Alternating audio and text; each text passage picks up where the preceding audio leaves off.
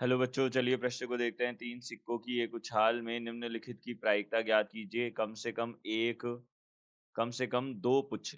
तो देखिए यहाँ से हमको क्या बोला है, तीन सिक्कों की एक उछाल है जिसमें हमें क्या करना है, निम्नलिखित की प्रायिकता ज्ञात करनी है। तो सबसे पहले मुख्य अवधारणा देख लेते हैं।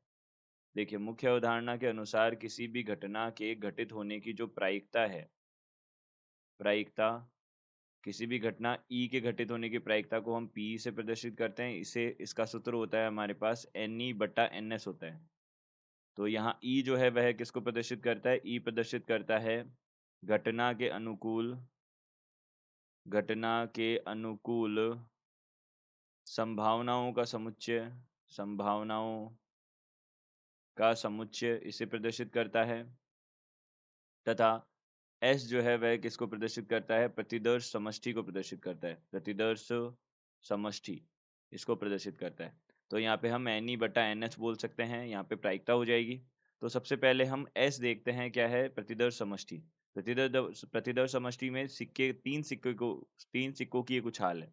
तो तीन सिक्कों को हमने उछाला है। अब यहाँ पे हम मान लेते हैं, देखिए कि जो हमारा शीर्ष है उसे हम एच से प्रदर्शित कर रहे हैं और पुच्छ जो है उसे हम टी से प्रदर्शित कर रहे हैं। तो हमारे पास जो बनेगा प्रतिदर्श समष्टि वह क्या बनेगा, देखिए ऐसा हो सकता है तीनों पे ही शीर्ष आ जाए।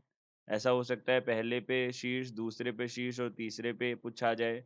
इसी प्रकार से एच टी एच हो सकता है और टी एच एच हो सकता है। इसी प्रकार से देखिए यहाँ से टी टी एच हो सकता है, टी एच टी हो सकता है और टी एच टी टी हो सकता है।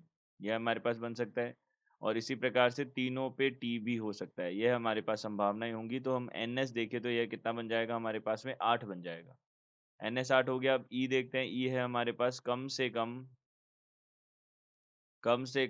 दो पुच्छ। तो कम से कम दो पुच्छ आना, इसका जो तात्पर्य है वह क्या होगा, कम से कम दो पुच्छ आना यानी कि दो भी आ सकते हैं, तीन भी आ सकते हैं।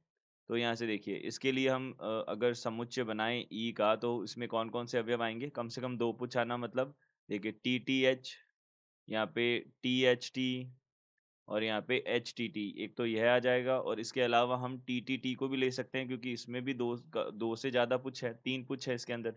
तो ई आ जाएगा। तो यहाँ पे एन ई हमारे पास कितना आ जाएगा, एन ई हमारे पास हो जाएगा 4।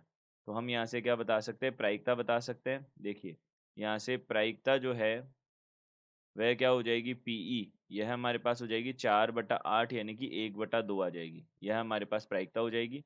तो हम बोल सकते हैं यहाँ से दिए गए प्रश्न का उत्तर यह है। आशा करते हैं आपको समझ आया होगा। धन्यवाद।